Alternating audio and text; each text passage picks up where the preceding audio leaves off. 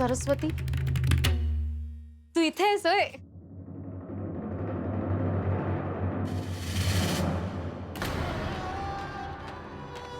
तू रडतीयस? मी यांना काल ही गोष्ट सांगितली ना, मग काय म्हणाले भाऊजी? यांनी स्वतःला प्रायश्चित्त घेणे सुरू केले आहे.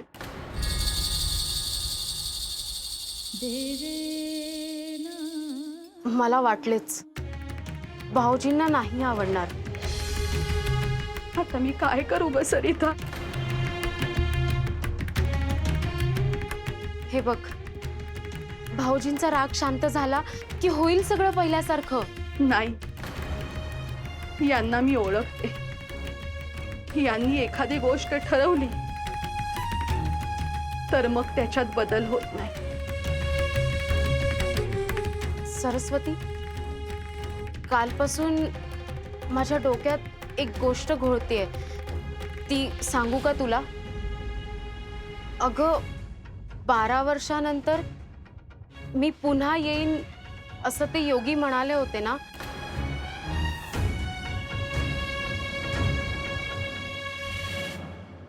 12 वर्षांनी मी पुन्हा येईन आणि तुझ्या मुलाला दीक्षा देईन.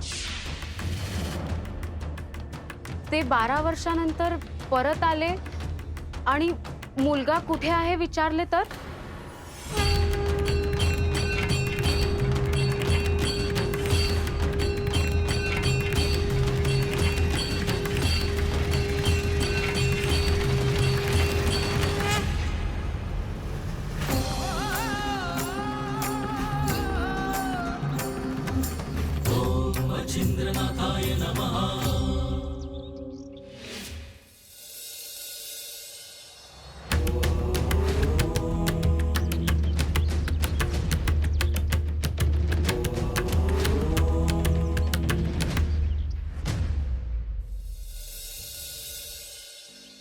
हे दत्तात्रय, मच्छिंद्रवर आपले लक्ष असेल ना? होय. हे दत्तात्रय, मच्छिंद्रला असे वाटते आहे की तो सरस्वती आणि सुराजच्या घरी जाऊन त्या मुलाला भेटेल, परंतु सरस्वतीने ती विभूती गौरक्षेत टाकली आहे.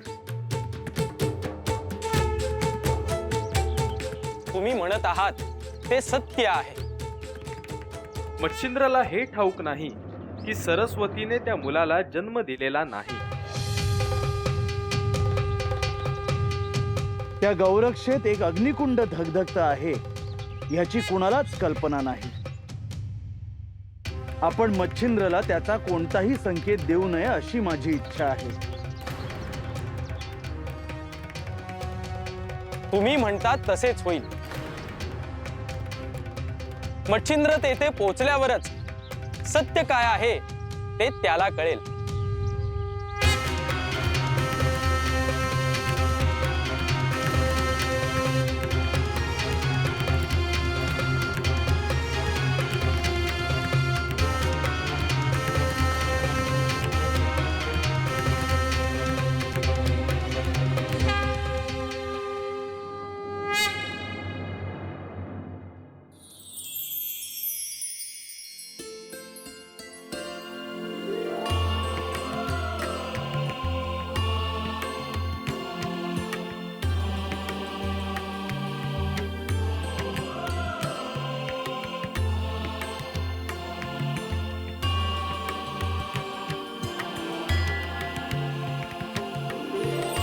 मनुष्याला या सृष्टीत हस्तक्षेप करण्याचा काही अधिकार नाही. या सृष्टीचे स्वतंत्र असे अस्तित्व आहे आणि मनुष्याने ते समजून घेतले पाहिजे. जीवसृष्टीची स्वतःची अशी एक शृंखला आहे. स्वतःच्या स्वार्थासाठी मनुष्य जर ती शृंखला तोडायला जाईल तर मोठ्या विध्वंसाला सुरुवात होईल. मनुष्याने आपल्या लोभाला आवर घालायला हवा.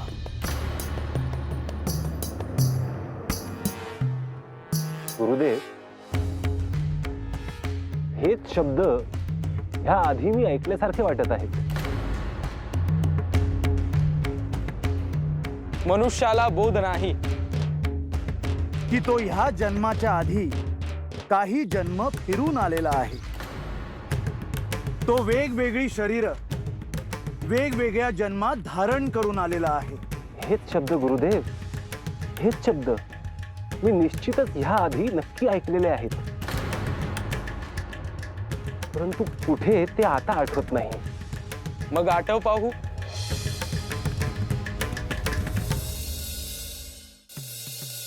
मनुष्याला हा बोध नाही की तो ह्या जन्माच्या आधी काही जन्म फिरून आलेला आहे. तो वेगवेगळी शरीर वेगवेगळ्या जन्मात धारण करून आलेला आहे. आठवलं गुरुदेव, हेच शब्द मी माशाच्या पोटात असताना श्री महादेवांकडून ऐकले आहेत. तुला इतक्या दिवसांनी मी पुन्हा हे सांगितले, कारण नाथांचा पहिला जन्म तुझ्या रूपात झाला आहे. आता पुढील जन्माची प्रतीक्षा आहे. गुरुदेव, जे दुसरे नाथ अवतरतील त्यांना शिष्य म्हणून कोण स्वीकारणार? अर्थात मच्छिंद्र तू.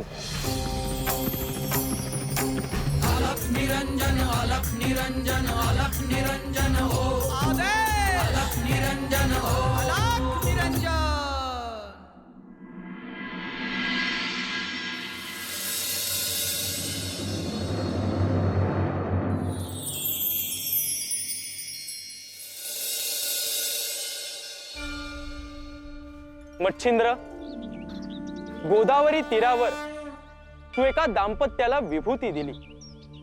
त्याला 12 वर्ष पूर्ण झाली. होय गुरुवर, आपली अनुमती घेऊन तिकडे प्रस्थान करण्याचा माझा विचार आहे. तुझा प्रवास सोपा नसणार आहे.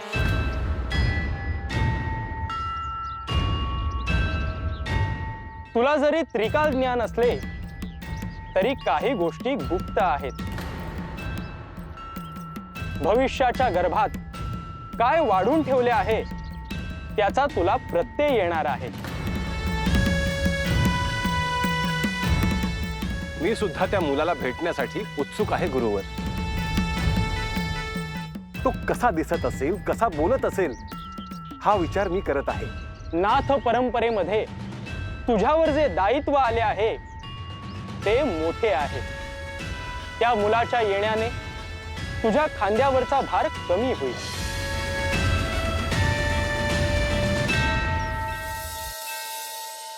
गुरुवर, त्या मुलाची आणि आपली भेट घडवण्यासाठी मी त्याला इकडे घेऊन येईन.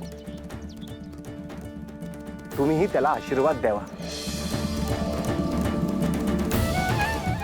मीही त्याला भेटायला उत्सुक आहे मच्छिंद्र.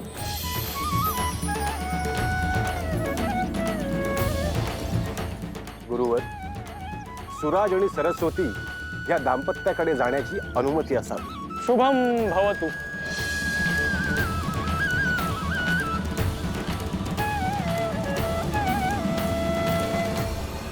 तुला अनपेक्षित असे घडणार आहे.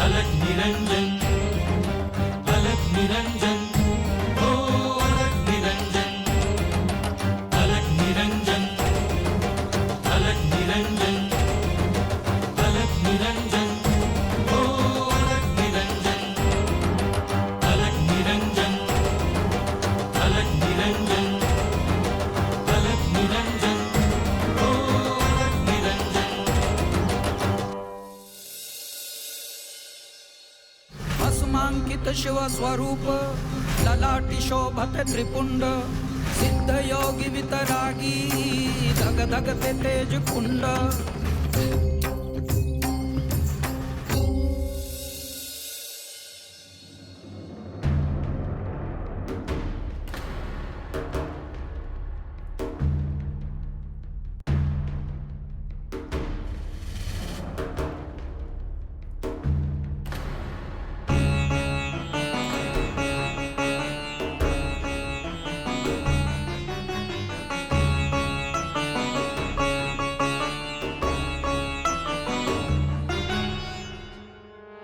अहो, बरेच दिवस झाले एक गोष्ट मनात होती, ती बोलायची होती.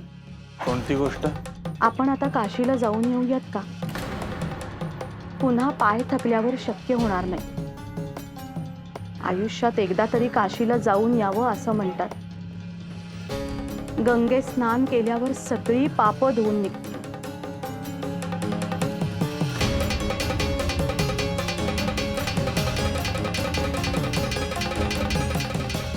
सरस्वती, तुझ्या काहीच ध्यानात नाहीये का? कशाविषयी बोलताय तुम्ही? सुराज, आपली भेट केवळ योगायोग नाही, त्याला काहीतरी निश्चित कारण आहे. ते योगी आपल्याकडे येऊन गेले त्याला 12 वर्ष होतील आता. ही विभूती तू प्राशन कर, तुला दिव्य पुत्ररत्न प्राप्त होईल. अहो, का त्या गोष्टींची आठवण करून देताय तुम्ही?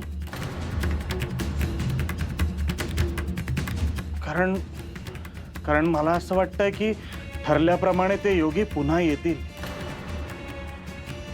12 वर्षांनी मी पुन्हा येईन आणि तुझ्या मुलाला दीक्षा देईन.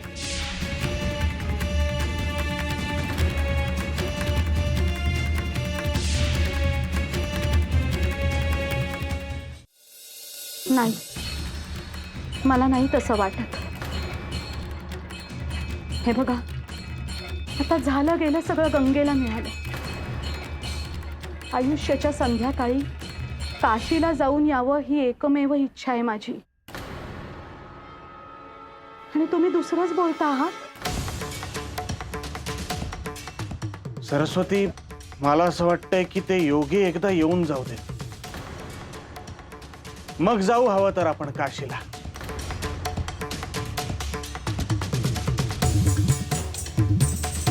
अहो, मी जी गोष्ट विसरायचा प्रयत्न करतीये त्याच गोष्टीची तुम्ही का आठवण करून देत आहात?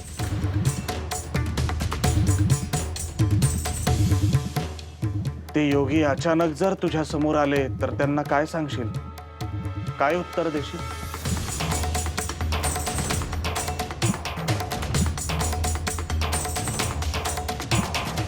नाही हो, मी याचा विचारच केलेला नाही. मग आता तरी कर. मी सांगितल्यावर तरी याचा विचार कर. कारण सरस्वती, त्यांनी जर आपल्याला शाप दिला तर अनर्थ घडेल.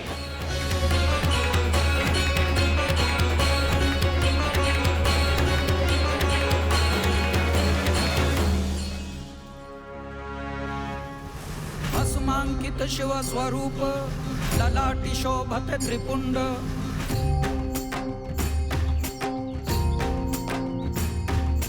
सिद्ध योगी वितरागी धग धगते तेज कुंड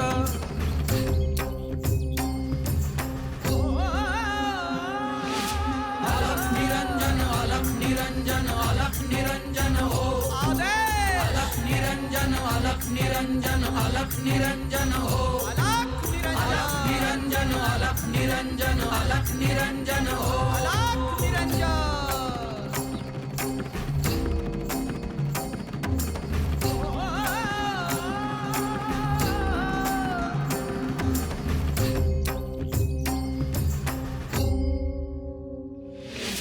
अलख निरंजन अलख निरंजन अलख निरंजन अलख निरंजन हो अलख निरंजन अलख निरंजन अलख निरंजन हो अलख निरंजन अलख निरंजन अलख निरंजन हो अलख निरंजन अलख निरंजन अलख निरंजन हो अलख निरंजन.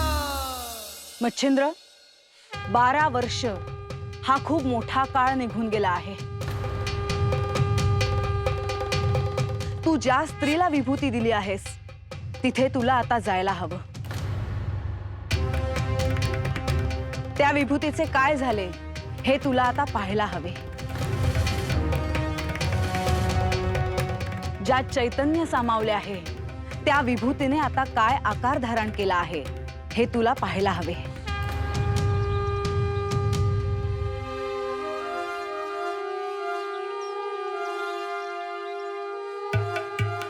देवी, मी त्याच दिशेने चाललो आहे.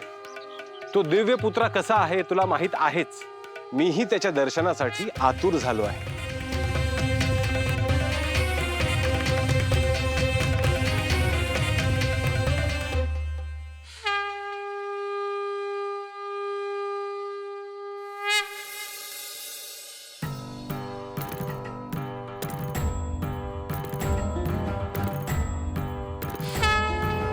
अलग निरंजन, अलग निरंजन, अलग निरंजन, हो अलग निरंजन. साऱ्या विश्वाचा प्रतिपालक तू, दुःखाचा संहारक तू, वेदांचाही कारक तू, शिव हर शंभू. अलग निरंजन, अलग निरंजन, हो अलग निरंजन.